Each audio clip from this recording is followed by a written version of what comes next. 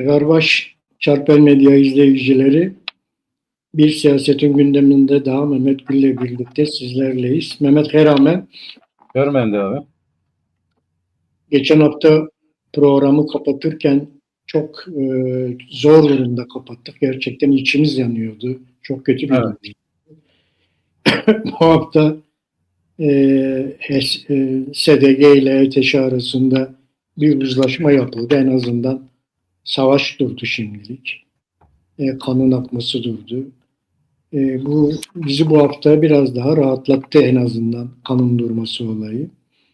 Yine de biz bu hafta hem dünyadaki gelişmelerin ışığı altında, Orta Doğu'da, bölgede ve Kürtlerde neler oluyor, neler değişiyor, o dünyadaki değişimler, Orta Doğu'daki değişimler, jeopolitik değişmeler, yeni ittifaklar oluşuyor. Kürtler bunu nasıl değerlendirmeli? Bunları konuşmaya çalışacağız. Önce geçen haftadan baktığımızda işte bu Irak'ta IŞİD tutukluların bir kısmı Irak'a gönderilecekti. 450'si gönderildi. Ondan sonra yavaşlatıldı. Irak'ta şu anda 450 tutuklu gitmiş oldu. 450 veya 475. İki tane rakam dolaşıyor. Ama abi şimdi bu kalanları da yine bu bizimkiler yine denetleyecek. Öyle gözüküyor. Yani şu anda yavaşlatıldı. Bir habere göre SDG tekrar cezaevlerini koruyacak. Bir habere göre de tekrar Irak'a gidecek diye haberler de var. Bilmiyoruz ama şu an o geçen haftadan bugüne kadar giden tutuklu sayısı 450 civarında bir tutuklu gitti oraya. Ama epeyce var yani. Kaç bindi? Epeyce var o IŞİD'ci yani. 7.000 civarında Mehmet. 7.000 civarında. 10.000'den fazla da aileleri de var. Aileleriyle beraber çok fazla ama tutuklu sayısı 7.000 civarında. 7.000 militan yani. 40'a yakın ülkenin insanı var orada. Evet, evet. Evet, 40'a yakın ülkenin insanı var orada. Irak devletinin açıklamasına göre Irak'ta suç işleyenler, yani Irak'ta suç işleyenler hangi devletten olursa olsun Irak Anayasası çerçevesinde, Irak yasaları çerçevesinde yargılanacaklar. Öyle gözüküyor. Öbürleri için de kendi ülkelerine gönderilmesi koşulu var. Fakat Avrupalıları biliyorsunuz uzun zamandan beri kimse kendi işçisini almıyor. Para verip orada tutuyorlar. Evet. Genelde öyle yapıyorlar bu işi. Bir de Irak'ta biliyorsun bu Cumhurbaşkanı seçimiyle ilgili hala Kürtlerin arasında bir birlik yok. Kürtler tek adayda birleşemediler, anlaşamadılar. Artı Başbakanlık için de Maliki'nin durumu ABD ile Irak hükümeti arasında bayağı söz düellosuna dönüştü. Yarın tahmin ediyor, evet büyük bir ihtimalle yarın Şiiler Kürdistan'a gelecekler. Barzani ile görüşmeye gelecekler. Herhalde destek isteyecekler ki Barzani Maliki'ye desteğini açıklamıştı zaten. Öyle gözüküyor. Irak'taki Maliki'nin yanında duran, yani onun hemen arkasında duran bu Haçlı Şabi'nin lideri. Evet. Yani öyle tabii. Amerika onun için karşı. Onların adayı zaten. Evet. Yani o Maliki onların adamı. Maliki yani bizimkiler niye destekliyor onu da bilmiyorum ama ya şimdi nihayetinde seçim olmuş. Seçim sonucunda bir hükümet kurulacak. Bunların ittifakına, buyuna, şuyuna bir dış gücün itiraz etmesi doğru değil ama o anayasaya uyum konusunda problem var. Yani yürütmede problem var. Yürütürken adam masum geliyor, iktidar olunca da birdenbire cellatlaşıyor yani. Başka bir şey değil onlar. Hepsi aynı. Maliki'den Kürtler daha önce çok çekti biliyorsun. Tabii abi, çekmez olur. 2 dönem yaptı bu işi. Maliki daha önce. Ondan Kürtler çok çekti ama şu anda Mesut Barzani desteğini açıkladı Maliki'ye. ABD ile Irak arasındaki söz düellosu da devam ediyor. Bakalım nereye varacak onlar. Yine söylentilere göre ABD Irak temsilcisini değiştirdi diyorlar. Görevden aldı diyorlar.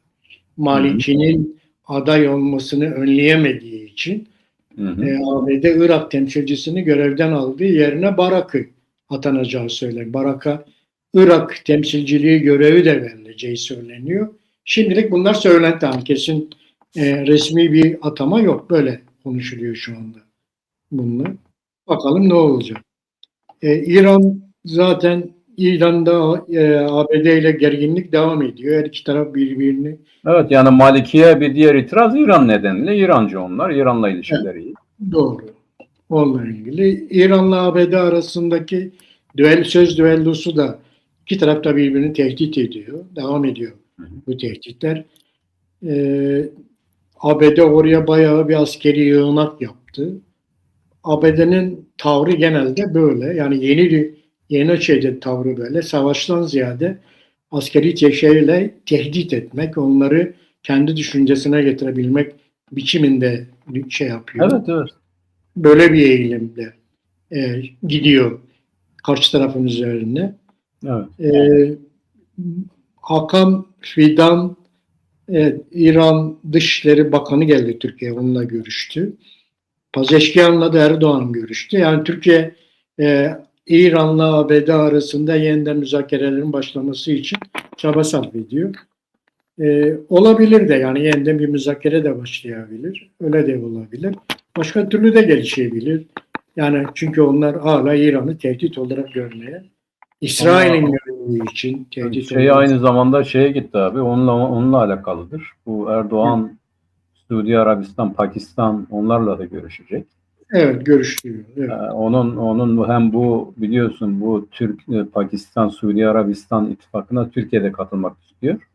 Evet. Bir yandan odur ama aynı zamanda da benim tahminim ya da bu uluslararası konjonktüre baktığımız zaman da Türkiye böyle durumdan vazife çıkararak Pakistan ve Suudi Arabistan'ı da Amerika'nın İran'a saldırısını durdurması konusunda ya da bu konuda baskı yapmaları ya da bu konuda talepte bulunmaları konusunda bir mihver oluşturmaya çalışıyor.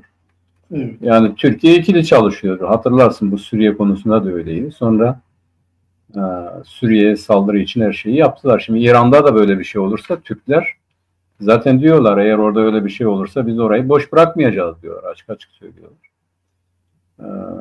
Bir de işin o kısmı var. Evet. Buyur abi. Evet, yani Türkiye garantör olmak istiyor. Daha doğrusu garantör değil de arabulucu olmak istiyor.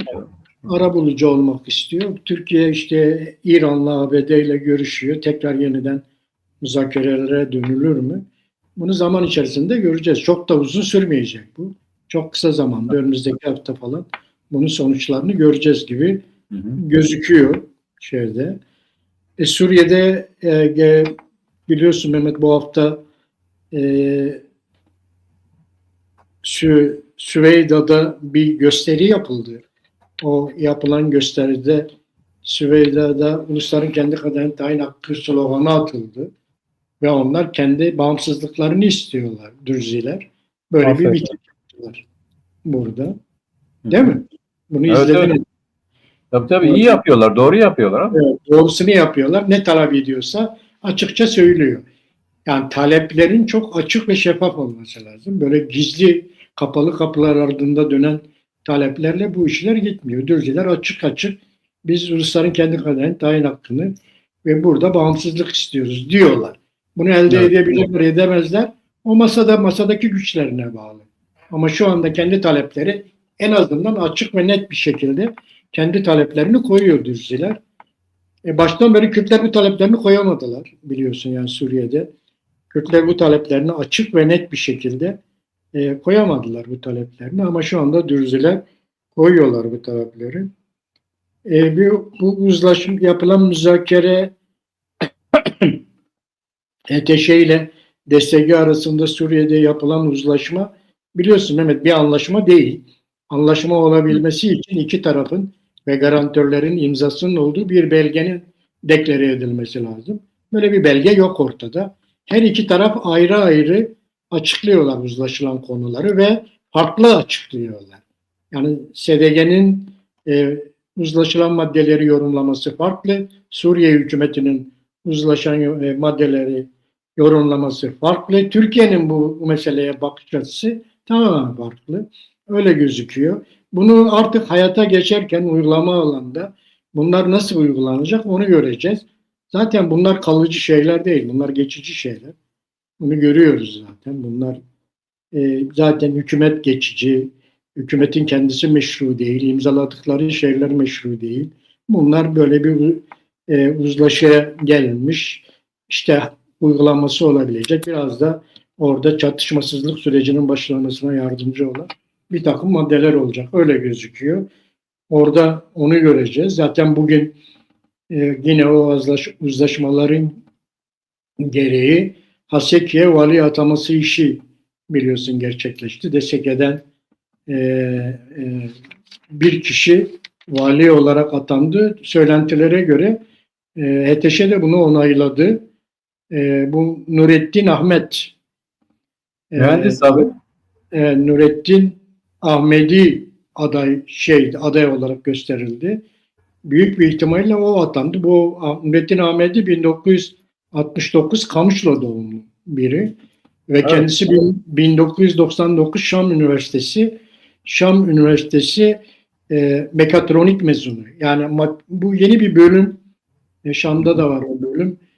Makina ile elektroniğin birleştiği bir mühendislik uzmanlık dalı. Mekatronik diyorlar. Bu mekatronik mezunu kendisi. Daha önce de Rojava yönetiminde çalışan biri. Görev almış. Efendim? Görev almış yönetimde yani. Yani Rojava yani. Rojava. Güneybatı'da yani bu 15 yıllık süre içerisinde yer almış. Evet abi. Evet, o Rojava Kürdistan'daki yönetimde çalışmış bir dönem. Evet. Şimdi Şam'ın bunu onayladığı söyleniyor ama bilmiyoruz. Orada bu yapılan uzlaşma metninde, DSG'nin açıkladığı metinde tarihler var. Hangi tarihe kadar nelerin olabileceği falan söyleniyor. Demek ki biz bunları hayata geçirildikçe öğreneceğiz. Yani bunlar nedir? İki tarafın kabul ettiği şeyler nelerdir? Bunlar hayata geçirildikçe anlaşılacak, görülecek. Ama şu anda sevindirici olan durum çatışmanın durması ve oradaki katliamın durdurulması meselesi. Evet. Burada Fransa'nın çok önemli rolü oldu. Güney'in çok önemli rolü oldu. ABD'deki Cumhuriyetçi senatörlerin yeni bir yasa taslağı sunmasının büyük bir rolü oldu burada. Bunlar hepsi etkili oldu. Dileriz ki bundan sonra masada kazanacak gücümüz olsun bu şekilde. Peki masada kazanacak gücümüz olsun da hani diyorlar siz ne istiyorsunuz masada? Yani şimdi mesele orada bitiyor. Bak az önce dedin ki Dürziler diyorlar ki biz ayrılmak istiyoruz. Evet. HTŞ'den. Evet. En doğrusu o. Yani bugün HTŞ ile birlikte yaşayabilecek hiçbir kuvvet, hiçbir güç, hiçbir anlayış olamaz. Mümkün değil. Mümkün değil. Ne Dürziler yaşayabilir, ne Aleviler yaşayabilir. Hiç kimse abi bu zihniyetten, bu anlayıştan, yani yeryüzü örneklerine bak yani. Hepsine bak. Evet. Yani bu şeriatçı güçlerin anladığı tek şey işte biz ne dersek odur yani. Onun dışında bir de diğerleri zaten onlara göre kafir. Onlara göre yok edilmesi gereken çevrelere benzer yani. Onlarla uzlaşmayınca bu her şey geçicidir. Evet. Yani bunların onlara insan olarak görmesi falan mümkün değil. Yani zaman içerisinde ancak bu işi halletmek istiyorlar. Onların korkup da dokunmayacakları tek kesim kimdir? Hristiyanlardır. Yani bunu kabul etmek lazım. O da Batı'dan korktukları için. Batı'dan çekindikleri için. Hristiyanların da bir İslam Cumhuriyeti'ndeki hakları bellidir. Kaldıramda yürümeye bile hakları yoktur. Yani kendi ibadetlerini yaparken seslerin çıkması bile mümkün değildir. Evet. Öyle içine kapanık, hiçbir dıştan görünmeyecek şekilde, silik bir şekilde yaşama hakkıdır. Onu tanırlar. Başka hiç kimseye bir şey tanımazlar. Başka dilde eğitim nedir, bu nedir, şu nedir, ne özelliği, ne bunu, ne şunu hiçbir zaman mümkün olmayacak o yani. Bu Haseke valisi ne doğru, şimdi bir Kürt'e adadılar. Türkiye Cumhuriyeti Devleti'nde kaç tane Kürt Dışişleri Bakanı vardı abi? Herkes başbakan oluyor, ben de Kürt'üm diyor. Dışişleri Bakanı oluyor, ben de Kürt'üm diyor. Ne oluyor abi şimdi Cumhurbaşkanı Yardımcısı Kürt değil mi yani? Bingöllü değil mi bu vatandaş? Evet. Dışişleri Bakanı, Maliye Bakanı öyle değil mi? Ondan önceki öyle değil mi? Bunlar dışarıda diyorlar ki bak biz Kürt'üz. Bir Kürtler üzerinde baskı yok olsa ben Dışişleri Bakanı olur muyum diyor. Öbürü diyor ki bak ben Cumhurbaşkanı Yardımcısıyım diyor. Kürtler üzerinde baskı olsa ben Cumhurbaşkanı Yardımcısı olur muyum diyor. Bugün Haseke'de eğer bu vatandaş da gidip aynı şeyleri söyleyecekse bu kelle kesici, bu terörist Yani bu iftira değil. Kendisi söylüyor, ben pazarı bombaladım, insanlar öldü. Kendisi söylüyor, kendi itirafı. Böyle bir insana beni buraya ata diye yedirir mi ya gururuna? Yani böyle bir saçmalık olabilir mi? Yani nedir bu? Bu seçilmiş cumhurbaşkanı mı? Yok. Nedir yani bu HTŞ, bu şara nedir yani? Orada bir HTŞ'nin lideri geldi, iktidara kondu. Devlet olarak hareket ediyor. Kendi güçleri, kendi kuvvetleri. Bu sadece kendisine biat eden, bak dikkat et, atamayı ben yap, bana bildir, ben onaylayacağım. Benim onaylamadığım insan yarın öbür gün atadığı zaman hayır onlar olmayacak der. Kendisi Evet. atar bir tane, olay biter. Demek ki Yani mesele nedir abi? Mesele statü meselesidir. bu işte detay zaten çalışılmamış. Detay yok. Şimdi bu vali kaç yıllığına? Bir dahaki sefere aynı şekilde Kürtler önerecek, Suriye mi onaylayacak? Yoksa Suriye kendi valisini mi atayacak? Bunların hiçbiri çalışılmamış şu anda. Abi Öyle anayasa yok. net değil çünkü anayasa yok ortada. Tabii yani statü yok, anayasa yok. Yani Ve daha Şara'nın açıkladığına göre 5 yıl anayasa yok. 5 yıl ben istediğim gibi yaparım diyor. Zaten herkes onu kabul ediyor. En az 5 sene vereceksin bana buranın diyor normale dönmesi için. Dönmesi, seçimlere gidebilmesi için. Adam bir seçim yaptı. Nasıl yaptı abi? Seçimi kendi adamları içerisinde Bu seçim değil. hepsini oraya getiremeyeceğine göre Evet. 6 bin kişilik bir nüfus tayin etti. Onlar da oraya gidecek. 300 kişiyi seçti ya. Böyle bir şey yani. Evet. Yani dedi ki benim içimden, yani HTŞ içinden aday olanları ben belirlemeyeyim. Onun yarısını dedi ki 6.000 kişi seçsin. O 6.000 kişi kim? Yine onlar da kendi adamları. Bu 6.000 kişi 375 kişinin 150'sini 200'ünü seçti. Diğerini de HTŞ o şara atadı abi. Yani ne güzel bir seçim değil mi? Evet. Seçim dedikleri bu. Şimdi 5 sene de orada kalacak bu adam. Doğru. 5 senede astı, kestik. Şimdi bir kararname çıkardı, işte emir vereceğim, bunu yerine getirsin. Kim yerine getirecek ya? Devlet mi var orada ya? HTŞ'liler mi bunu yerine getirir? Yani kimdir ki onlar bunu yerine getirsin? Evet. Şimdi onun için yani bence burada bizim bu başlık gereği de konuşmamız gereken bütün bu Şimdi ben Türkiye'den bir iki şey söyleyeyim. Erdoğan sürecin devam edeceğiyle ilgili bir açıklama yaptı. Bu süreç devam edecek. Türkiye'deki süreçle ilgili söyleyeyim. Tabii. Çünkü Evet. Güneybatı tasfiye edildi abi. Evet.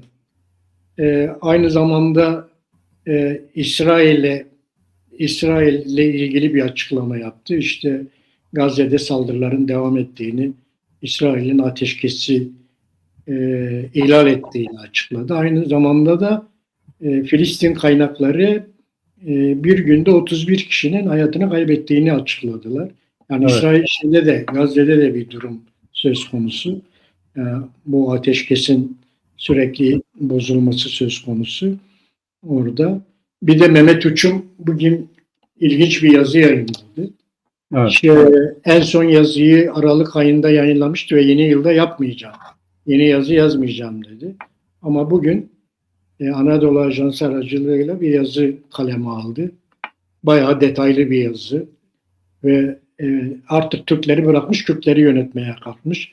4 parçada Kürtler nasıl talep ederler, neyi talep ederler, hangi hakları istemeleri gerekir. Onlardan söz ediyor. Bıraktı Türkiye'yi. Artık Kürtleri de Kürdistan'ı da yönetmeye çalışan bir yazı benim gördüğüm kadarıyla. Bir diğer üzerine durulması gereken bu CHP'nin düzenlediği konferans, toplumsal barış. CHP bir konferans düzenledi. O da ilginçti. O konferansta onu da bir konuşalım abi. İmamoğlu'nun demeci de o konferansa gösterdiği demeç de biraz ilginçti. Bunları falan hep konuşacağız programın içerisinde. Önce şöyle bir dünyaya baktığımızda Mehmet, yani dünyada çok ilginç şeyler oluyor. Şöyle bir şey, uluslararası siyaset bilimciler, uluslararası ilişkiler uzmanları dünyayı şöyle değerlendiriyorlar. Benim okuduğum kadarıyla güçlüler yapabileceklerini yapacak diyor. Evet. Güçlüler yapabileceklerini yapacak diyor. Zayıflar katlanabileceklerine katlanacaklar diyor. Evet, ortadakiler de bu gidişata göre hareket edecekler. Hareket edecek. Yani böyle bir dünya var. Çünkü artık kurulların olduğu, yasaların, kanunların olduğu bir dünya yok. Yok, evet. O ne dedi? Ben hiçbir şey tanımıyorum. Benim sınırım benim ahlakımdır dedi. Evet. Evet, doğru. Benim Yani ahlaklı açık değerlerim, olarak deklare etti. evet, benim Şimdi bu ahlaklı değerlerim, Epstein açıklanan bu 30 milyon belge Epstein belgelerinde de yer alan bu adamın ahlakı belli zaten. evet, Yani bu ahlakın nedir diye sormaya gerek yok. gerek yok. Evet. Epstein dosyalarında bunun nasıl bir ahlaka sahip olduğunu görüyoruz. Açık bir şey yani. Görüyoruz ve artık ABD'de Trump faşizmi tartışılmaya başlandı. Evet, evet. Yani Yani onlar mesela faşist değil tabii. evet, faşist diye tanımlanmaya başlandı Trump. Çünkü rakiplerini öldürüyor, hapse atıyor. Kendi rakiplerini öldürüyor, hapse atıyor. Devlet kurumlarını kendi çıkarları için kullanıyor, Evet. kullanmaya başladı. Devletin silahlı güçlerini kendi çıkarları doğrultusunda kullanmaya başladı. Kendisine özgü yeni bir silahlı güç kuruyor. Evet, Bunları evet. bir araya getirip ABD'de Trump'ın artık Trump faşizminin ABD'de yerleşmeye çalıştığını söylüyorlar. Böyle bir gelişme var artık şeyde. O ICE İki timleri var abi işte. O ICE kendisine bağlı kuvvetler var ya. Asya, evet. Bu ICE'lar bu göçmenleri yakalayıp sınır dışı etme olayıdır. Yani göçmen avına çıkan Evet, paralı adamlardır. 200 bin kişi bu işe istihdam edilmiş. 200 bin kişi alınacak. Şimdiye kadar 100 bin kişi alınmış herhalde. Yani evet, böylece hem kendi taraftarlarını iti kopuğu alıyor orada istihdam ediyor hem de göçmenleri sınır dışı etmek için böyle bir saldırı başlatıyor. İşte evet, bu Amerika Birleşik Devletleri'nde buna karşı çok ciddi bir tepki var. Çok ciddi bir itiraz var. Amerika Birleşik Devletleri'nde sivil toplumun bunun karşısındaki tutumu fena değil. Fakat yani hatırlıyorsun geçmişte bunu da konuşmuştuk. 2700 yerde yani oldukça kalabalık kesimlerin aynı anda bir günde 2700 yerde miting yaptılar, protesto ettiler. Bu vatandaşı yani krala hayır diye yaptılar bunu. Bunlar Amerika Birleşik Devletleri'nde hala devam ediyor. Giderek artıyor. Amerika Birleşik Devletleri'ndeki sivil toplum eğer bunu götürürse götürür abi. Yani bu önümüzdeki dönemde bir seçim var biliyorsun, ara seçim. Yani kongrenin %50 yenileneceği seçim. evet, Bu seçimde durum belli olacak. Yani bugüne kadar 3 tane seçim yaptı bu belediye başkanlıklarında. 3'ünde kaybetti. Kendisinin kalesine de kaybetti. Ama önemli olan bu ara seçimler. Orada ne olacak ona bakmak lazım. Zaten bu Trump'ı frenleyebilecek tek şey de onlardır. Yani orada kongrede ve senatodaki durumunu azınlığa düşürürse ancak böyle frenlenebilir. Dikkat et, bu şeye karşı Venezuela'ya karşı bir yaptığı operasyonda Amerika Birleşik Devletleri Anayasası'na göre kongrenin buna karar vermesi lazım. Senatonun onaylaması lazım. Yani bir dış müdahalenin gerçekleşmesi için. Tatildeyken adam bu işi yaptı. evet, Kararnameyle yaptı yani. Devlet tatilde olduğu için kendisi bunu yaptı. Bu kongreye gidecek, orada tartışılacak vesaire falan filan ama bu Davos'ta yaptığı konuşma da çok ilginç Trump'ın. evet, Yani bu Avrupa'yı aşağılaması, küçümsemesi vesaire falan ve onların da işte bunu alkışlaması gibi ama orada da ne dedi Kanada e, Başbakanı e, dedi ki ya yapılacak tek şey var. Bu orta büyüklükteki ülkelerin bir araya gelmesi lazım dedi. Yani ancak biz örgütlenirsek kendimizi koruyabileceğiz. Yani bu işte bu ülkeleri yani Brezilya, Uruguay, Paraguay bunların zaten bir birliği var. Onlar, Kanada işte böyle orta büyüklükteki ülkeler ancak bir araya gelip örgütlenirse dedi. Biz bunu kendimizi koruyabiliriz. Yani yoksa bundan koruma imkanımız yok. Adam kalktı dedi ki orada ya Kanada dedi biz olmasaydı siz yoktunuz dedi. Bizim sayemizde yaşıyorsunuz. Yani biz size saldırabiliriz dedi. Şimdi bu pervasızlık karşısında Kürtlere karşı tutumu da gerçi Barzani ona iyi bir cevap verdi ama yani biz de onlara silah verdik. Onlar işte para verdik, silah verdik falan. İşte anlaşma yaptık, geldik, bitti. Bundan sonra artık biz bir şey yapmayacağız şeklindeki açıklaması. Yani ahlaktan yoksun bir insanın yapabileceği bir şeydir. evet, Bundan sonra da bunun dünyada sadece bize karşı değil yani herhangi bir yerde kendi çıkarına aykırı olan herhangi bir gelişme karşısında yapmayacağı bir şey yoktur. Ya bu sermayenin kendi çıkarları mesela diyor ki Gazze'ye 1 milyar dolar veren alıcı sahibi olacak. evet, Yani Gazze bizimdir artık diyor ve bu geçici yönetim var işte oranın imarı inşası vesairesi için. Ama bir de diyor ki o benimdir diyor, 1 milyar dolar verirsen sen ortak olursun. Putin dedi, ben vereyim dedi. Yani Gazze'yi de açık artırma çıkardı. 1 milyar dolarla başladı bu adam.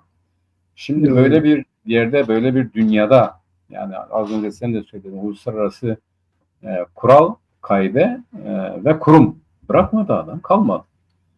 Yani adam gülüyor ya, bu işte dünyadaki bu karbon kontrolüne, çevre korumaya vesaire falan filan, ya da uluslararası ilişkilere, ticarete gülüyor yani adam, diyor ki ben istediğimi yaparım diyor. Şimdi burada bizim Kürtlerin olumlu yönde etkilenme ihtimali zaten yok abi. Yani neyle direneceksin sen? İşte bir Güneybatı Kürdistan'da doğru verdiler malzeme bu şey karşısında, nedir, IŞİD karşısında. Ama aynı zamanda da Esad varken Esad karşısında o dengeyi korumak için verdiler.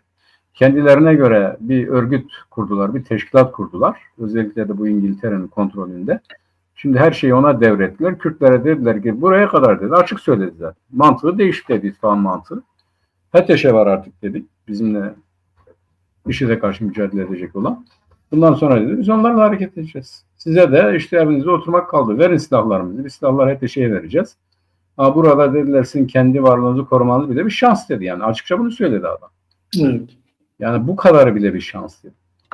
Tabii devletler düzeyinde yani bugüne kadar neden Kürtlere karşı bunları yapılıyor? Kürtler korunmalıdır ya da Kürtlerin hakları tanınmalıdır diye devletler düzeyinde diyorum abi.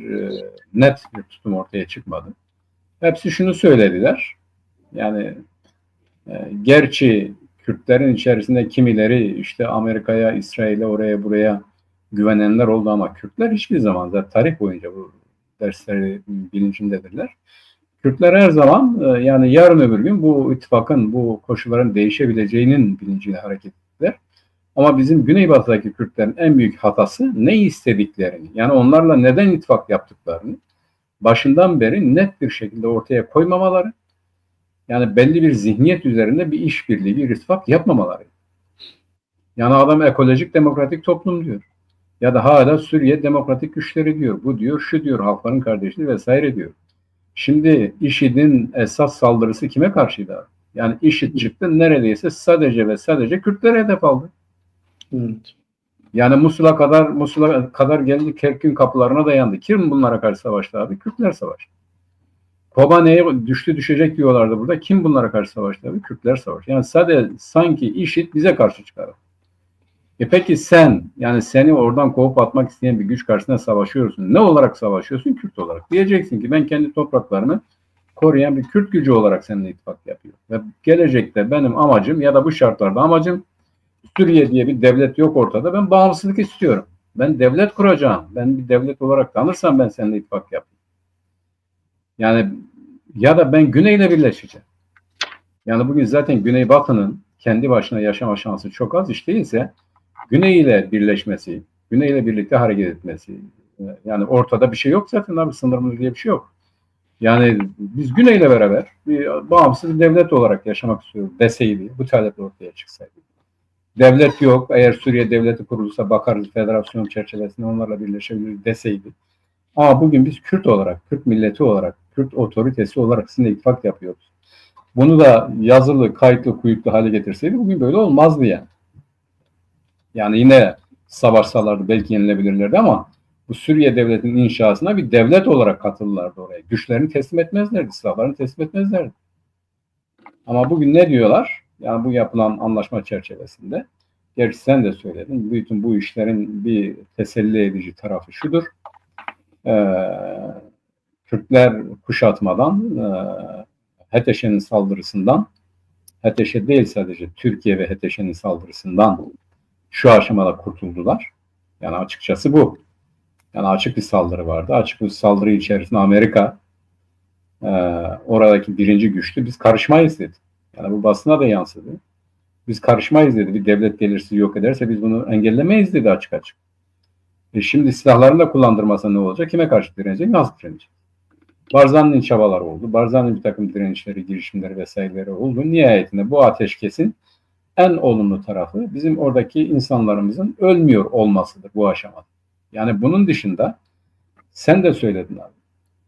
Bir anlaşma yok ortada. Yani görüşmüşler etmişler. Kiminle anlaşıyorsun abi?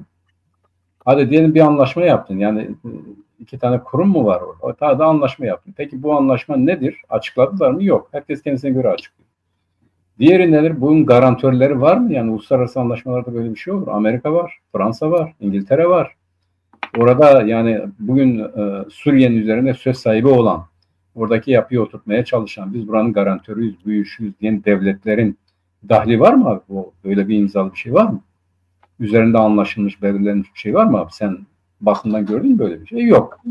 HTŞ'nin sözü, yani bizimkilerin dediğinin hiçbir önemi yok HTŞ'nin nazarında. HTŞ'nin sözü daha da güçlendikçe, daha da kendi otoritesini sağlamlaştırdıkça, uluslararası güçlerle daha da işbirliği yaptıkça, mesela gitti Fransa'da İsrail'in istediklerini verdi. İkinci gün bak. Üçüncü gün, dördüncü gün değil yani. Daha Fransa'dan dönmeden burada ordusunu harekete geçirdi. Halep'i kuşattı. Ne yaptı? İsrail'e tamam dedi. Ne istiyorsun? Ben senin istediğini vereceğim dedi. Güneyde ortak bölge, bu şu falan filan, uluslararası kuruluş vesaire. Tamam dedi. Ben bunu kabul ediyorum dedi. Golan da senin olsun dedi. Dürzilere de karışmıyorum dedi. Orası da özellik olsun. Ama bırak dedi. Bırak ben Kürtleri halledeyim demesine gerek yok. İsrail zaten bunu dedikten sonra tamam, yukarı beni ilgilendirmez. Sen istediğin otoriteni kur dedi burada. Ve bize saldırdılar. Bugün de öyle. Bak bugüne kadar Orta Doğu'da, yani Suriye üzerinde egemenliğini kuran ya da ciddi derecede egemen olan İsrail ve Türkiye'nin arasındaki meseleler ikisi birbirine düşmanmış gibi Suriye'yi paylaşıyorlar. Yani herkes kendi istediğini alıyor. Tamam dedi, sen güneyi alacaksın. Ben kuzeyde otoritemi kuracağım. Türkiye'de kuzeyde, Suriye'nin kuzeyinde yani Kürdistan topraklarında istediğini yapıyor. Peki Kürtler kendi müttefikleri, yani o CENTCOM ne dedi abi? Aynısını söyledi. Yani işin mantığı değişti dedi. Biz bundan sonra buradan çekiliyoruz. Irak'ta Haçlı Şabi, IŞİD'i yargılayacağız. Bir kısmını oraya götüreceğiz. Gerçi çıkan haberlerde yine IŞİD'in önemli bir kısmı Suriye'de kalıyor. Öyle görünüyor. Yani böyle bir saçma sapan durum karşısında yaptığın anlaşma, uluslararası dayanakları olmayan, imzası olmayan bir anlaşmanın da yarın öbür gün hiçbir hükmü yok bana göre yani. Görünen odur. Ben öyle düşünüyorum. Sadece şey var. Şeye bakmak lazım. Bu NATO toplantısında bir NATO bir vatandaş dedi ki ya Kürtler dedi, yani yeryüzünde 40 milyon bir ulus var, bir halk var. Ama bunların bir devleti yok dedi. Bu dedi büyük bir haksızlıktır dedi. Bu giderilmeli ama karşısında devlet isteyen bir muhatap yok. Yani durum bu. Evet, şimdi tabii bu duruma nasıl geldik? Dünyadaki değişimler, gelişmelerin bölgeye yansıması sonucu geldik. Biliyorsun, evet. İkinci Dünya Savaşı'ndan sonra 1949'da NATO Kuzey Atlantik Paktı gündeme geldiğinde bunun amacı işte aynı zamanda Avrupa'nın bütün sahasını koruma altına almaktı. Tabii Sovyetler karşısında, Doğu blok karşısında bütün Batı'yı korumaktı. Korumaktı. Şimdi Trump rüz çıkarmaya başladı. Ben Avrupa'yı korumam diyor. Koruyabilmem için herkes kendi bütçesinden %5'ini NATO'ya verecek dedi. Avrupalılar bunu önce kabullenmediler. Yani nasıl biz bütçemizin %5'ini, çok büyük geldi onlara. Ama daha sonra geçen pazartesi günü Avrupa Parlamentosu'nda NATO Genel Sekreteri konuştu. O da aynı şeyi dedi. Dedi ki Avrupa Parlamentosu'ndaki konuşmasında, eğer dedi Avrupalılar siz kendi başınıza tüm Avrupa'yı eğer korumak istiyorsanız bir hayal içerisindesiniz dedi. Siz Avrupa'yı koruyamazsınız dedi. Böyle bir hayal kurmayın sakın dedi. Birincisi bu. İkincisi, siz eğer kendi güvenliğinizi kuracaksanız, ki bir SEPA diye yeni bir örgüt kuruyor Avrupalılar. NATO'nun içerisinde Avrupa'ya özgü bir güvenlik birimi. Adını SEPA diyorlar. Eğer SEPA'yı kurarsanız diyor, böyle bir şeye girerseniz diyor, bütçenizin %5'i yetmez. %30'unu koyacaksınız diyor. Ancak o zaman SEPA'yı kurabilirsiniz diyor. Artı diyor, eğer nükleer hazırlanacaksanız diyor, nükleer silahlarınızı hazırlayacaksanız diyor, o zaman diyor milyarlarca euroyu gözden çıkarmanız gerekir diyor. Bayağı Doğru. Avrupa Parlamentosu'nda Avrupalıları şu vurgularla, ben onun ağzından okuyorum, o vurgularla Avrupa'yı tehdit ediyor. Öyle. Milyarlarca euro hazırlamanız gerekir diyor. O yüzden böyle bir şeye girişmeyin diyor. Böyle bir şey yapamazsınız diyor. Yani şöyle diyor. Yani tamam, bu ulusal savunmayı kurun ama Amerika'nın bu nükleer şemsiyesinin dışına da çıkmayın. Onlarla ittifakı sürdürün. Sizin onlara ihtiyacınız var. Şimdi Avrupalılar buna tepki olarak bir SEPA diye bir örgüt kuruyorlar. Öyle bir çalışmaları var. 200 milyar euro bir bütçe hazırlamışlar bununla ilgili. Basına yansıdığı kadar. 200 milyar civarında bir şey var. Bir bütçe var. O bütçeden kendi şeylerini ayarlamaya çalışıyorlar. Artı Çin ve Hindistan'la ilişki kurmaya başladılar. Bugüne kadar yapmadıkları şeylerdi. Yani bunların niye anlatıyoruz? Çünkü bölgede, dünyada jeopolitik geliştiği zaman artık ittifaklar da değişiyor. Bunu geçen hafta da konuşmuştuk. İttifaklar değişmeye başlıyor. Avrupa'da kendi açısından yeni ittifaklar kurmaya çalışıyor. Hatta Türkiye'yi de bu SEPA'nın içerisinde alalım mı almayalım mı? Ve Türkiye diyor ki eğer sen kendini demokratikleştirirsen benim sistemime içine girebilmen için demokratik bir ülke olman lazım. Eğer sistemini demokratikleştirirsen sen de bu 200 milyar eurodan payını alırsın ve bizim sistemimiz içerisine girebilirsin diyor. İşte Almanya Başbakanı geldi, görüştü Türkiye ile abi. Şimdi Türkiye'den istedikleri asker, yani yine onun içerisine almıyorlar, sana söyleyeyim bak. Evet. Yani Avrupa Birliği'ni korumayı amaçlayan o Avrupa örgütü, o Avrupa Koruma Örgütü, yani zaten Fransa'nın bu daimi beşlinin üyesi olduğu için nükleer silahı var. İngiltere'nin de nükleer silahı var. Şu anda var yani. Yani Fransa'nın var Avrupa'da ve bir de İngiltere'nin var. Çin'in, Rusya'nın ve Amerika'nın var. Yani tanınmış nükleer silah bulundurma hakkı olan devletler olarak tanınmış olanlar bunlar. Şimdi Fransa zaten yani o altyapısı itibariyle diğerlerine göre daha yani daha milliyetçi duyguları olan bir yer, ama Merz de dedi ki bu iş bizim işimiz dedi. Biz hazırlanacağız buna dedi. Fakat yine de doğru, yani bu NATO Genel Sekreterinin dediği doğru, Amerika Birleşik Devletleri bugün yeryüzünde her tarafa yuvalanmış, her tarafta üstlenmiş devasa bir güçtür. Yani Rusya'yı frenleyebilecek tek güç Amerika Birleşik Devletleri'dir. Yani Amerika Birleşik Devletleri'nin ya da NATO'nun olmadığı bir yerde Avrupa'nın Rusya karşısında kendisini savunması bile zordur. Gerçektir. Yani bu itibarla şimdiki anlamda söylüyorum. Bu kapatılmaz mı? Kapatılabilir, ama zaten bu da doğrudan dünyanın bir savaşa sürüklenmesi anlamına gelir. Ve herkes birbirine karşı silahlandığı zaman, o Pushkin'in ünlü romanında olduğu gibi, yani duvarda asılı duran silah bir gün mutlaka patlayacaktır. Şimdi dünya buraya doğru mu gidecek? Bu silahlanma buraya doğru mu gidecek? Yoksa gerçekten de bu özellikle İngiltere'nin başını çektiği Rusya'ya karşı kendimizi koruma, yani Rusya bize saldırır psikolojisiyle güçlenip güçsüz bir Rusya'yı fethetmek midir? Paylaşmak mıdır? Bölmek midir? Her neyse. Silahı olan bir gün mutlaka diğerine saldıracak. Bugün Amerika'nın yaptığı gibi. Evet. Şimdi ama doğru, dediğin çok doğru abi. Bu Avrupa'nın kendi ulusal demeyeyim de Avrupa'yı savunma gücünü kurması için şeyler de belirlediler. Askere alınacaklara verilecek ücretleri de. Mesela Fransa herhalde 850 euro, Almanya 2000 euro, Hollanda 2500 euro, İtalya 1250, her neyse. Yani o asker alımına da başladılar. Dikkat edersen bu Türkiye'den asker alımına en çok karşı çıkan Polonya, istediğiniz kadar biz veririz dedi. Yani. Bizde asker çok. Şimdi Merz geldi, Türkiye ile konuştu. Ne yaptılar, ne ettiler? Yani bizim Türkiye ile ilişkilerimiz sadece bu safe değil, yani bu koruma teşkilatı değil, stratejik olacaktır dedi. Öyle görüştük dedi. Bunun nasıl bir sonuç vereceğini göreceğiz ileride, ama Türkiye küçümsememek lazım. Türkiye kendi bölgesinde bir alt grupta işler yapabilecek bir ülkedir. Özellikle insan potansiyeliyle, yani asker potansiyeliyle. Bugün övünmesi bir tarafa, gerçekten Türkiye'nin bugün ciddi bir savaşta, hava, deniz, nereye bakarsan bak öyle ciddi bir kuvveti falan yok yani. Yani uçakları demodedir. İşte denizdeki savaş kapasitesi çok düşüktür.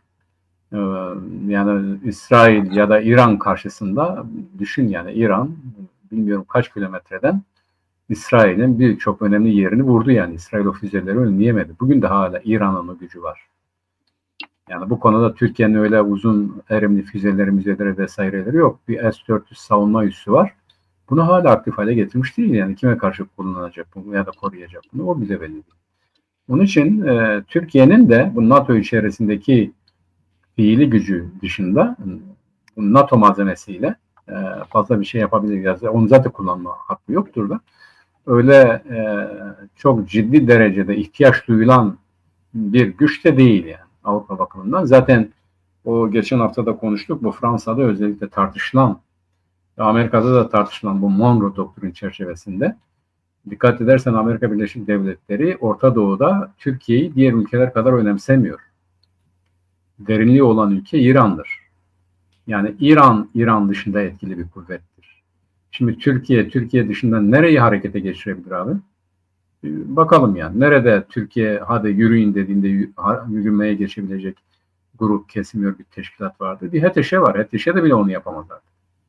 Yani HTŞ de Türkiye dese de Amerika'ya karşı hareket edemez. Yani gerçekçi olmak lazım. Onun için İran derinlikli bir ülke. Daha dün yine Lübnan'daki Hizbullah örgütü ne dedi? Eğer İran'a karşı bir saldırı olursa biz harekete geçeceğiz. Değil mi? Yani bu haliyle bile, yani bu komutanları, bunları, şunları öldürmüş olmasına rağmen Hizbullah dedi ki biz dedi eğer İran'a bir saldırı olursa bütün gücümüzle saldırırız dedi. Ya da Yemen'deki Zeydiler ne dedi? Aynı şeyi söylediler. Ya da Haçlı Şabi'ye bakalım Irak'ta. Amerika'nın onların karşısında olmasının nedeni o. Yani hala orada etkilidir. İran en kötü halinde bile değişik alanlarda Amerika'ya ve İsrail'e zorluk çıkarabilecek potansiyele ya da güce, kuvvete sahip, yani hala sahip. Şimdi Trump NATO'da Avrupa ile böyle bir düelloya girerken bir taraftan da bir stratejik belge açıkladı. Biliyorsun. Dedi ki ben Orta Doğu'dan çekileceğim. Orta Doğu'nun benim için bir ekonomik önemi yok dedi. Ben oradan yavaş yavaş çekileceğim dedi. Kendi bölgemde hakim olacağım dedi. Bunu söyledi. Kendi bölgemde hakim olacağım dedi. Ama dedi hem bu nadir elementlerin hem de enerji pazarlarının hakimiyeti bende olacak dedi. Ben bunların yollarının, bunların transferlerinin, ticaretlerinin aksamaması için bütün denetimleri yapacağım dedi. Bunları yapacağım dedi. Üçüncüsü ben Orta Doğu'dan çekiliyorum ama Orta Doğu'dan çekilirken de İsrail'in güvenliğini istiyorum ve İran'ın benim istediğim düzeyde bir anlaşmaya gelmesi lazım ve İsrail'e İran'dan gelen tehdidin ortadan kaldırılması gerekir. Evet, böyle evet. Aynen böyle. Çok doğru. Evet. Böyle bir şey diyor. Tabii bunlar bölgeye yansıyor. Yani bölgenin de şeyine yansıyor. Ne yapıyor bölgede? Orta Doğu'da yeni bir ortaklık kurmaya başladı. Ne yaptı? İsrail, Türkiye ve Suudi Arabistan. Ben çekilirken Orta Doğu'da söz sahibi bu üç ülke olacak diyor. İsrail olacak, Suudi Arabistan olacak ve Türkiye olacak diyor. Ben bunlarla ittifak yapacağım diyor. Bölgede bunları benim nadir elementlerimi, enerji yollarımı bunlar koruyacak diyor. Bunlar yapacak diyor. Bunlarla birlikte yapacağız bu işi diyor. Onu açıklıyor. Zaten bu üç ülke aslında bir taraftan bakıyorsun birbiriyle çatışan ülkeler. Yani İsrail ile Türkiye'nin problemi var. Türkiye ile Suudi Arabistan'ın problemleri var. Ama bunlar belli çıkarlarda bir yerde anlaşıyorlar. Hiçbir zaman savaşmıyorlar. Birbirlerini tehdit ediyorlar. Ama belli noktalarda kendi tavizlerini koparmaya çalışıyorlar. Bugün düşman kardeşler, öyle diyelim. Evet, düşman kardeşler savaşmıyorlar, tehdit ediyorlar ama kendi bölgede, Orta Doğu'da kendi düzenlerini kurmaya, kendi çıkarlarını kurmaya çalışıyorlar. Böyle bir şey yapıyorlar. Yani bunlar nerelere gidiyorlar?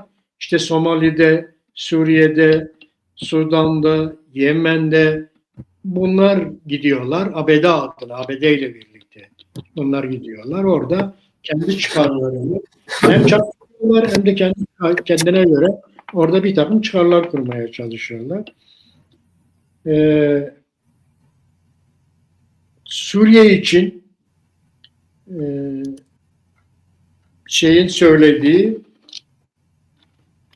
bir defa Türkiye Suriye için yeni şeyler söylemeye başladı. Yeni şeyler söyledi. Diyor ki terör örgütleri varlığına bunu Türkiye Savunma Bakanı Milli Savunma Bakanı. Evet, Savunma Bakanı Sedat Ergin'e bir röportaj verdi bu hafta. Bu Okçizem gazetesinde bu röportajın tamamı çıktı. O orada diyor ki Suriye ile ilgili diyor. Terör örgütleri varlığını sona erdirinceye kadar, terör örgütünün varlığını sona erdirinceye kadar devam edeceğiz diyor. Birincisi bu. Dediği şey. İkincisi sınır güvenliğimiz sağlanıncaya kadar bölgede olacağız diyor. Üçüncüsü Suriye hükümeti, Suriye devleti kendine yeterli bir hale geldiği zaman o zaman Suriye devletiyle görüşüp Suriye'den çekilmeyi düşünebiliriz diyor. Bu üç şey bizim için çok önemli. Yani bu dedikleri yeni bir strateji onlar da belirliyorlar. Suriye ile ilgili Savunma Bakanlığı'nın açıklamaları, röportajında açıklamaları bunlar. Ve diyor bundan sonra diyor terör örgütlerini diyor biz kaynağında kurutacağız diyor. Kesinlikle onların kaynaklarına gideceğiz ve kaynağında kurutacağız. Sınır güvenliğini kesintisi sağlayacağız diyor. Bu yeni stratejik duruma göre diyor. Kendimiz sağlayacağız diyor. Ve düzensiz göç dalgasını önleyeceğiz diyor. Yani bölgeye bu ABD'nin stratejik belgesinin bölgeye yansımasında bölge devletlerinin aldığı tedbirler bunlar. Evet, yani bütün o dediğin çok doğru abi. Amerika Birleşik Devletleri doğrudan yöneteceği alanlar, bir de ittifaklarla yani işbirliğiyle yöneteceği alanlar. İşte bu alt bölgelerde, Orta Doğu öyle bir bölge. Burada düzen bozucu unsur İran'dır. Onun için İran'ın hizaya getirilmesi lazım. Aynı zamanda kontrolünün de, yani bu İran'ın etkisi kırıldıktan sonra kontrolünün de direkt yönetebileceği ülkeler üzerinden olması lazım. Fakat İsrail bu Orta Doğu düzeninde Amerika Birleşik Devletleri için birincil derecedeki bir güçtür. Onun korunması, evet, onun jandarmalığı önemlidir. İkincisi, bunu neye bağlıyor? İsrail, Arap devletleri bu İbrahim anlaşmalarına bağlıyor. Suriye'yi de buna katarsa olay tamamlanmış oluyor. Bu anlaşmaları bağlarlarsa. Enerji konusunda şu anda ben Orta Doğu'da İran hariç Amerika Birleşik Devletleri'nin bir sıkıntı çektiği düşüncesinde değilim. Yani Suudi petrolleri, Bahreyn, Birleşik Arap Emirlikleri petrolleri, Katar petrolleri biliyorsun. Amerika'nın Katar'da korkunç derecede büyük bir üssü var. Evet. Onun dışında İran petrollerini kontrol edemiyor. Çünkü Çin İran'dan ciddi ölçüde enerji temin ediyor. Bunu da kontrol altına alırsa, yani ille de İran'ı dağıtacağım diye değil de, yani bu aynen Venezuela'da olduğu gibi benim dediğimi yaparsa, benim çıkarlarıma göre bir siyaset izlerse onunla da anlaşabilirim diyor. Onu hallettikten sonra doğru, sen dediğin gibi bu Orta Doğu'da da nispi bir ne diyorlar, Amerika pakt oluşturulmuş olacak. Zaten Pakistan ile Suudi Arabistan arasında bir anlaşma oldu. İşbirliği anlaşması. Türkiye buna dahil olmak istiyordu, olmadı. Hala olmadı, evet, abi.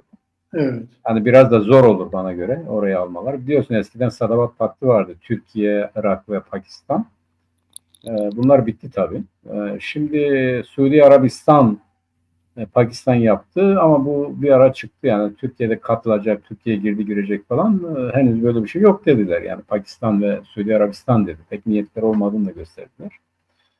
E, Şimdi bu çerçevede gerçekten de bir statüko artık oluşturulmak isteniyor. Bunun ne kadar süreceği belli değil, bilemeyiz ama bir Orta Doğu'da bir statükonun, yeni bir statükonun oluşturulması için Amerika Birleşik Devletleri, İngiltere, Fransa özellikle bu üç devlet ve CENTCOM daha bir geniş anlamda da burada bunu gerçekleştirmek için çalışıyor.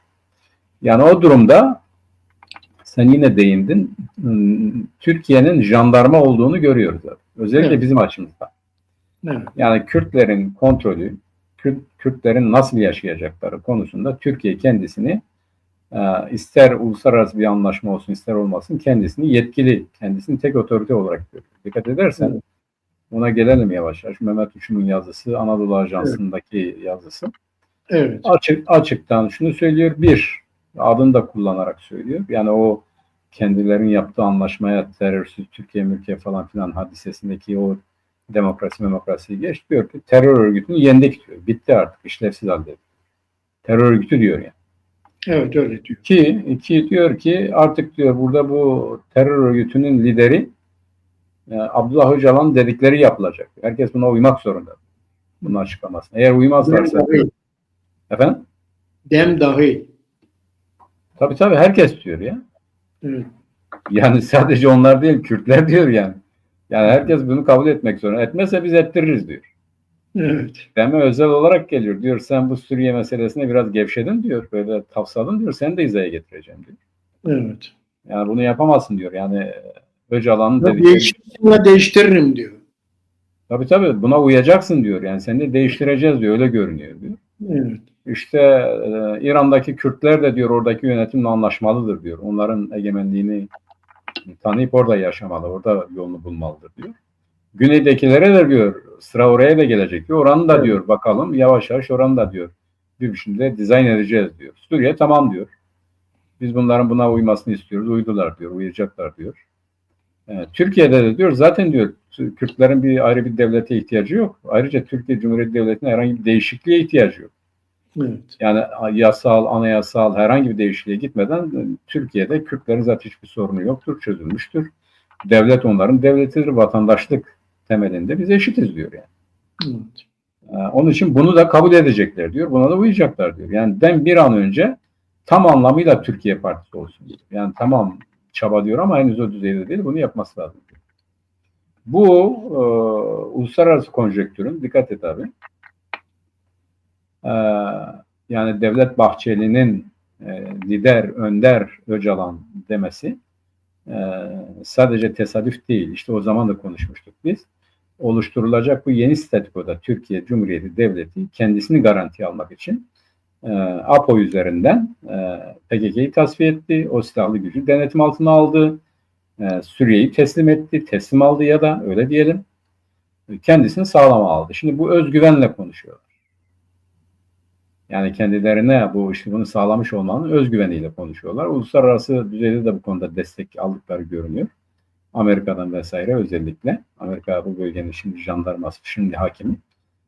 Çok açık bir şekilde meydan okuyor. Yani bu çok net bir şekilde hani diyorlar yani bizim içimizden biri gibi. Hatta bir vatandaş yazmıştı ya işte APO'culuk nedir? Bizim içimizdeki Türkiye Cumhuriyeti Devleti'dir. İşte şimdi bu Türkiye Cumhuriyeti Devleti'nin ne olduğu açığa çıktı. APO da bu Türkiye Cumhuriyeti Devleti'nin parçası olarak hareket ediyor. Yani devlet diyor APO'nun dediğini yapın. Çok net şekilde yapsın. Tabii yani aynı zamanda yine basına yansıdı. Doğru eğri bilmiyoruz. Bu Suriye'deki işte PYD'nin, YPG'nin her neyse gidip bu HTŞ'ye herhangi bir güvence bu şu olmadan teslim olması güya işte kendi haklarını koruyor gibi hadisesi. Dediğimiz gibi ateşkesin sağlanması olumlu tek şeyidir. Bu çerçevede yine APO'nun oraya müdahale ettiği ya da görüştürüldüğü ya da konuşturulduğu ya da belki de oradan birilerinin getirilip İmralı'da görüştürüldüğü hadisesidir. Aynen Karasu'yu getirip İmralı'da APO'yla görüştürdüler ya bu PKK'nın tasfiye sürecinde. Kayyum olarak atladılar, gitti onları tasfiye etti. Şimdi Suriye Kürtlerinin de, Güneybatı Kürtlerinin de HTŞ ile anlaşması için Muhtemeldir. Ya buradan müdahaleyle ya oradan gelip görüşmelerle. Bu iş belli bir takvime bağlanmış görünüyor. Böyle söyleyeyim. Evet. Yani APO artık devletin bir elemanı olarak devletin siyasetini uyguluyor. Kendi gücü yetmediği yerde de devlet devreye giriyor. HTŞ devreye giriyor. Amerika devreye giriyor. Türkiye Cumhuriyeti Devleti'nin siyasetini harekete geçiriyorlar. İşin özeti bu.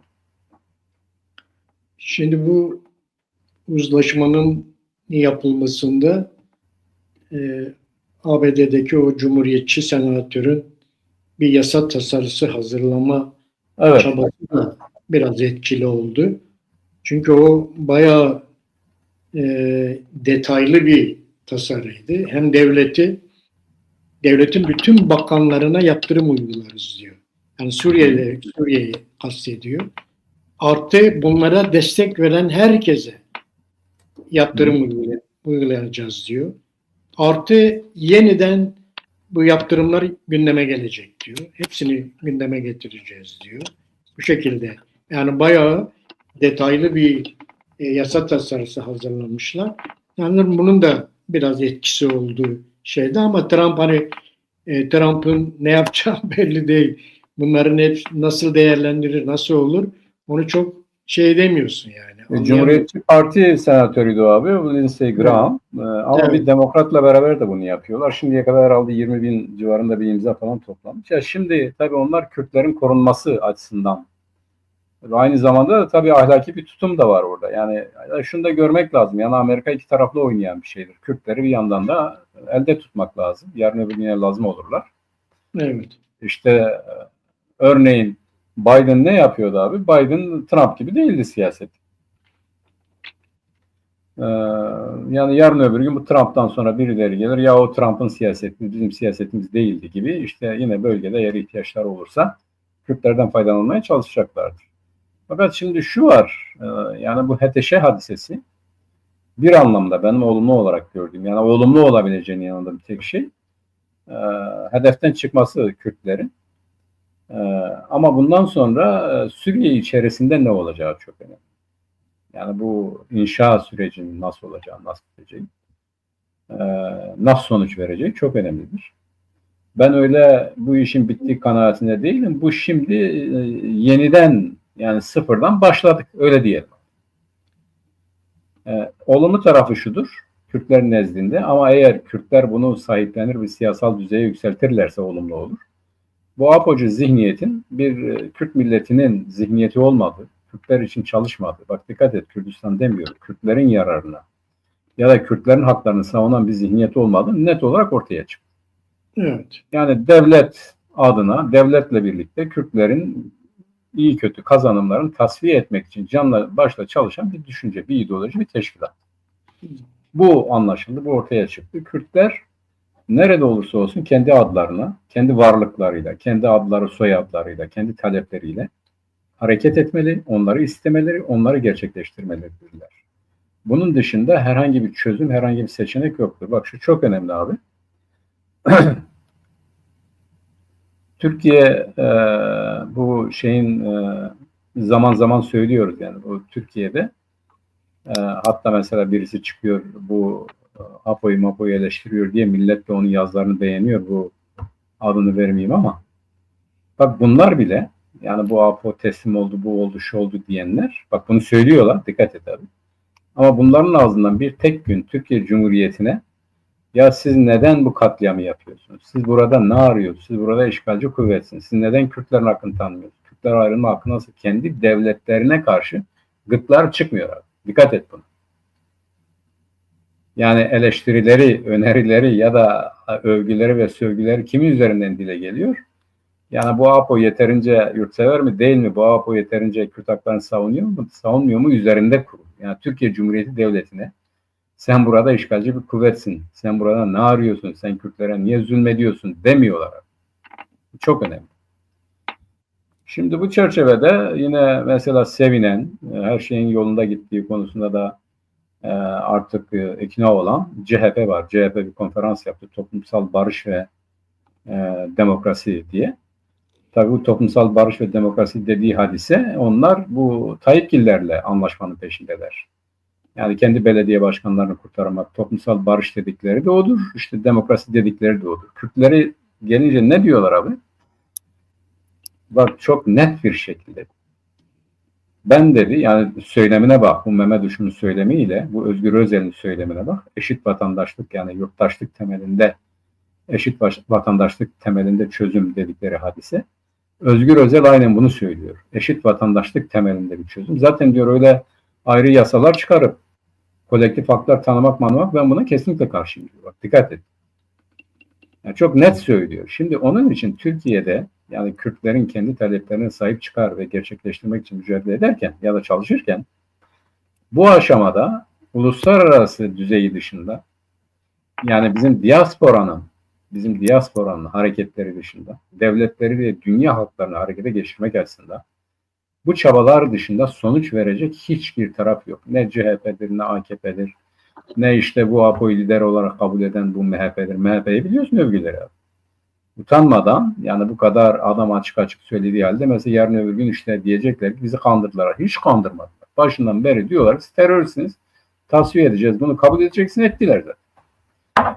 Onun için yani bundan sonra yapılması gerekenlere ilişkin söylüyorum. Türkler her şeyi ama her şeyi yani bu çok önemli. Her şeyi kendilerine göre organize etmeliler. Yani kendileri olarak, Kürt olarak hareket etmeli, taleplerini dile getirmeli. Evet biz bir milletiz, biz devlet kurmak istiyoruz. Biz devlet olarak yaşamak istiyoruz. Bu Suriye hadisi bir defa daha gösterdi ki Kürtler artık hiçbir devletin egemenliği altında yani Orta Doğu'da hiçbir devletin egemenliği altında güvende değildirler. Yani bizim vatandaşlarımızdır diyor ya, biz Türkler diyor ya, biz onları koruruz. Ya Türkler işte zaten katliamcıdır, katlediyorlar.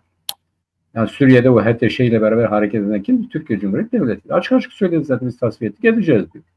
Bundan sonra da yapacağız diyor. Onun için Kürtlerin tek çıkarı, tek seçeneği bu yeryüzünde insan olarak yaşayabilmeleri için bir tek şey vardır. Kendi kendilerini koruyabilecekleri bir devlete sahip olmak. Kendi devletlerinin olmasıdır. Bak o Avrupa'da konuşan adam ne dedi? 40 milyondan fazla bir halk devleti yok ama bunu isteyen de yok diyor.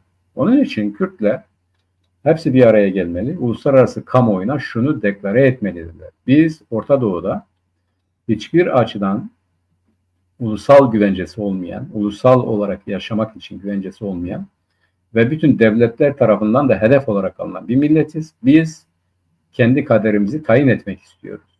Bütün Kürtler olarak. Yani Doğu, Batı, Güney, Kuzey. Yani Kürtlerin artık kendi devletlerini kurmaları dışında hayatta kalabilmeleri için başka hiçbir seçenek yok. Her şeyi bırakmaları lazım. Sadece ve sadece buna odaklanmaları lazım.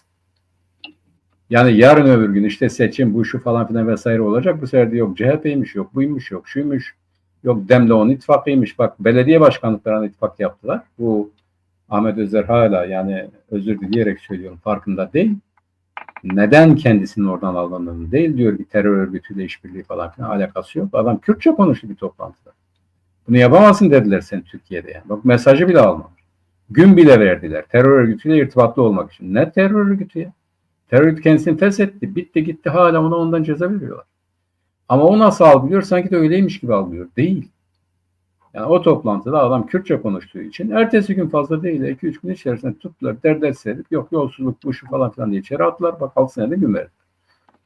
Yani onun için Kürtlerin bunu anlaması lazım. Basit şekliyle söylüyor.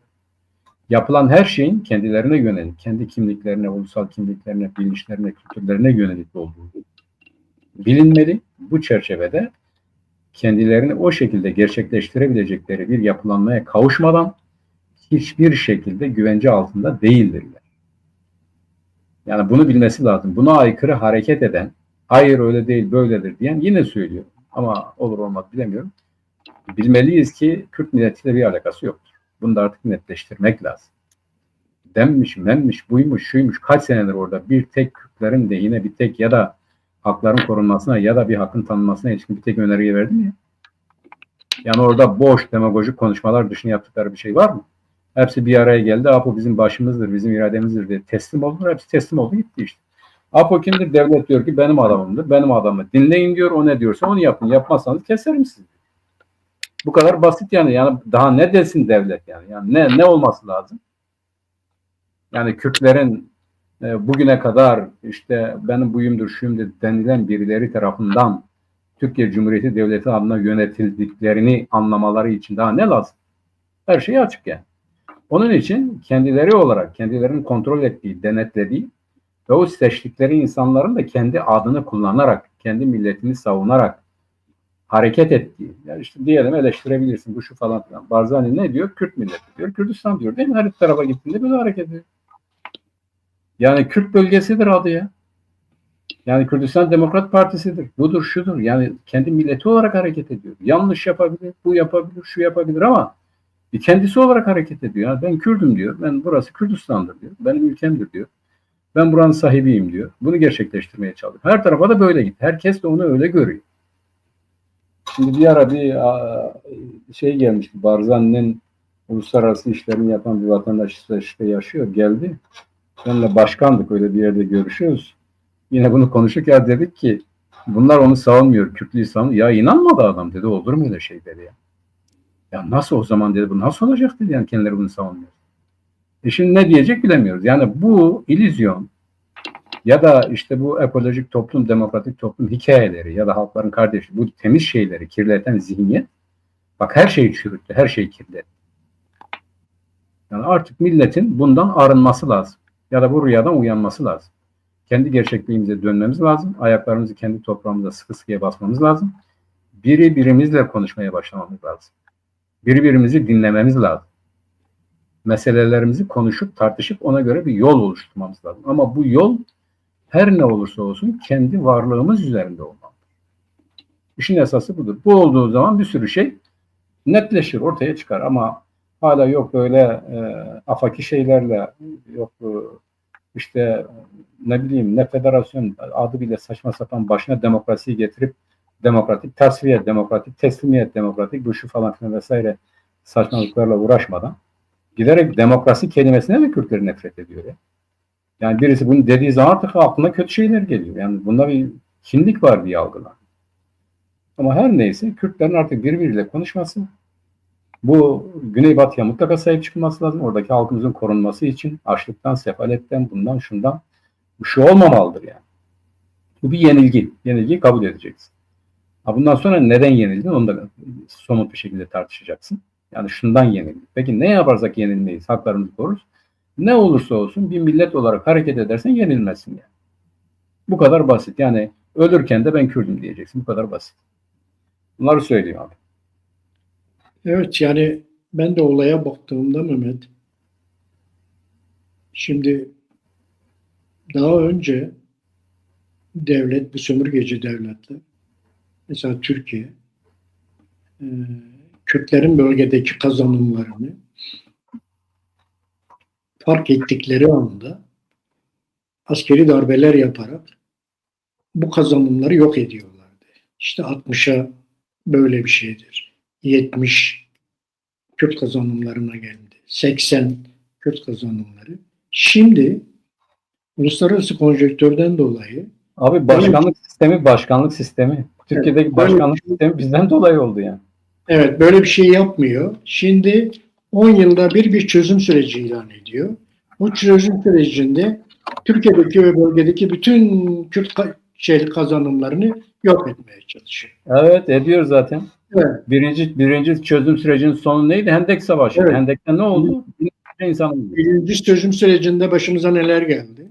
Şimdi ikinci çözüm sürecinde Suriye'de neler oluyor? Evet. Aynen öyle.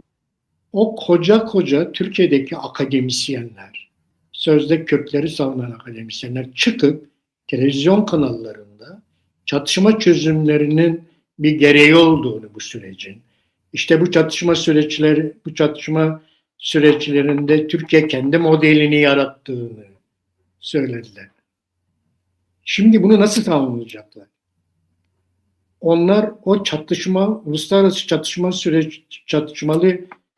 süreçlerinin çözümü meselesinde Türkiye'nin kendi modelini yarattığını söylüyorlar. Bugün Mehmet Uçum'un yazısını okuduklarında nasıl bunu savunabilecekler? Mehmet Uçum ne dedi? Mehmet Uçum daha önce dedi ki silahla elde edebileceğinizi hukuken silahla elde edemediğinizi, hukuken elde edebileceğinizi sanıyorsanız yanılıyorsunuz dedi. Bugün de aynı şeyleri söyledi. Bugünkü yazısında da aynı şeyleri söyledi. Ve o çatışma sürecini Türkiye kendi modelini yaratıyor diyen o akademisyenler bunu nasıl savunacaklar? Bu nasıl çatışma süreçlerinin çözümü? İşte geldi işte budur abi, tasfiyedir yani. Evet. Yani bunu biz o zaman da söyledik, bu bir tasfiye süreci. Bu demokrasi hadisesi değil. Bu teşkilatın Türkiye Cumhuriyeti Devleti'nin oluşturulacak bu yeni statükoda aynen geçen yüzyılın başında olduğu gibi o yüzyılın başında da kendisini sağlama almak için yine Kürtleri tasfiye etme hadisesinde öyle de oldu. Şimdi artık Rojava'da çok uyanık olmak lazım. Evet, bir şey var, bir süreç başladı orada. Yani orada bir anlaşma var. Bu anlaşmanın maddeleri ama bunların hiçbirisinin kalıcı olmadığını bilmemiz gerekiyor. Hiçbir güvencesi yok. Hiçbir güvencesi yok. Havada şeyler yani. Şara der ki ben tanımıyorum. Hayır sen tanıyamazsın diyemezsin. Yani bu kadar basit. Evet. Aynen öyle. Yani hiçbir güvencesi yok. Bir defa kendisi meşru değil. Hükümeti meşru değil. Ortada devlet yok. Ortada ordu yok. Ortada devletin sınırları yok. Bir tarafına Türkiye girmiş, bir tarafına İsrail girmiş. Ne sınırı belli, ne bir şeysi belli. Böyle bir yapının içerisindeyiz. Çok dikkatli olmak gerekiyor. Sadece topraklarımızı savunmaya ve orada kendimizi yönetmeye çalışmalıyız. Abi bak en komiği de nedir biliyor musun? Yani söyleyeyim söylemeyeyim diyorum. Bak şimdi sen az önce ne güzel Türkiye Cumhuriyeti Milli Savunma Bakanlığı'nın Suriye'ye ilişkin görüşlerin özetledin değil mi? Dedi ki evet, orada hükümet kuruluncaya kadar biz oradayız. Evet. Sadece o değil, kendisini güvenceye aldıktan sonra çekilmeye konuşabiliriz dedi. Yani hala çekiliriz demiyor. Şimdi orada üst müste isteyecek, oraya yerleşecek. Şimdi o bizim İlham Ahmet diyor ki ya biz Türklere dedik işte Afrin'den çekilin. Onlar dedi ki biz çekildik, Afrin'de biz yok. Şimdi sen ne diyeceksin bu işe? Yani bu anlaşılabilir bir şey mi? Yani diyor biz dedik siz çekilin, onlar dedi ki biz orada yokuz, biz çekilmişiz. Yani sen onların çekilip çekilmediğinden habersizsen. Evet. İlhan Ahmet neydi? Bir tür oranın Dışişleri Bakanıydı değil mi abi? Evet. Yani Afrin'den haberin yoksa Afrin hala kimin denetimindeyiz? Ya Afrin'de Kürtlerin zeytinliklerini alıp yağmaladılar. Bugün ÖSO denilen çete oranın reisidir. Ağaçlarını söktüler, fabrikalarını söktüler. Hala öyledir. Hala onlar Türkiye Cumhuriyeti Devleti kimliği taşıyorlar. Türkçe öğretiyorlar onları. Evet. Afrin'de. İstedikleri kadar insan getirip yerleştirince İyibil'den bundan şundan. Zaten Türkiye neredeyse entegre etmişler oraya.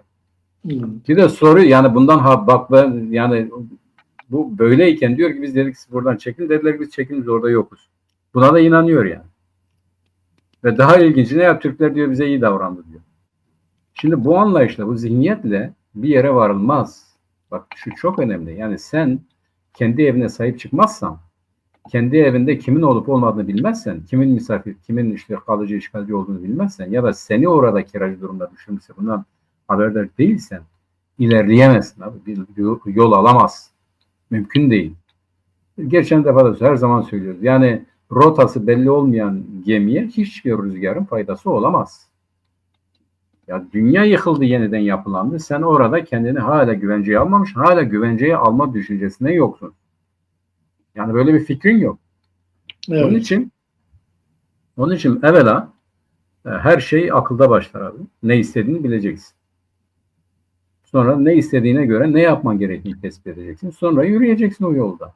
Kiminle beraber nasıl, nedir, ne değildir ama senin varmak yani menzilin belli ise yürüyüşün bir işe yarar. Ya soruyor Afrin'den çekilin, biz çekildik orada değiliz, inanıyorsun. Afrin'de onların elinde hala, işgal altında. Tabii. Ya böyle bir şey olabilir mi? Böyle bir anlayış, böyle bir bakış olabilir mi? Bundan bir siyaset olabilir mi? Evvela bunu yıkmak lazım, bundan kurtulmak lazım. Yani basit bir şey, öldüğünde gömüleceğin bir mezar yerin olmalı. Bu da orada ikamet etmeni gerektiren bir şey. Öldüğünde işte beni mezarlığa gömün diyebileceğin bir yerin olmalı. Neyse, bugünlük herhalde bu kadar. Bu hafta bu yapılan sözleşmenin nasıl hayata geçireceğini hep beraber göreceğiz. Kimlerin neyi nasıl yorumladığını, nelerde nelerde anlaşılabileceğini göreceğiz. Bütün mesele Kürtlerin orada kendi topraklarını koruyabilmeleri ve o topraklarını da kendini yönetebilecekleri adımların atılabilmesi. Evet. Bütün yapacağımız şey bu. Ve bu bize bir ders oldu. İyi bir ders aldık burada. Şu çıktı ortaya. Kürtlerin birliği çok önemliymiş. Birincisi bu. Yani nasıl dört parçada ve diasporada Kürtler bir araya geldi ve bu Rojava'daki olayın bu şekilde dönüşmesini sağladılar.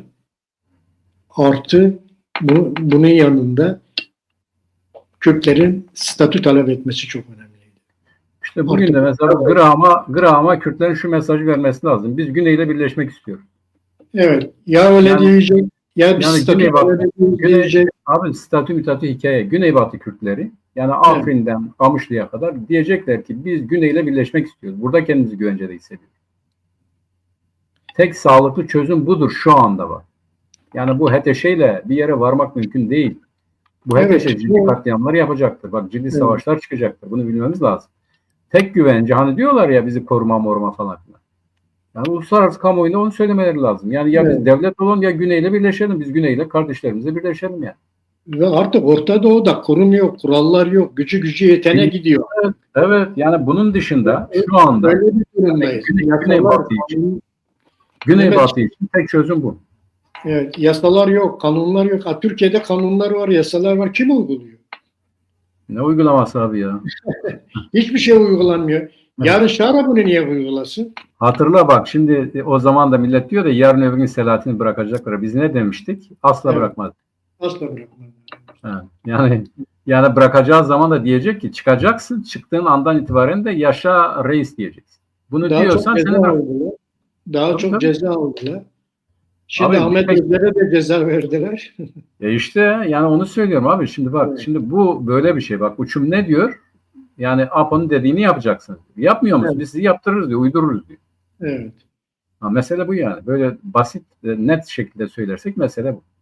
APO ne dedi? Dedi ki ben Devlet Bahçeli'nin ve Erdoğan'ın paradigmasına destekliyorum. Bağlayayım dedi abi. Evet. Destekliyorum dedi. İşte paradigma çıktı ortaya. Tabii o perspektiften ne diyordu? Sadece bura değil diyordu. Sadece burası değil diyordu. Güneybatı yani Suriye ve Irak'ta diyordu. İran'da diyordu. Oralara yayılacağız diyordu. Türk, Kürt ve Arap kardeşliği diyor. Evet. Bu yani. Evet.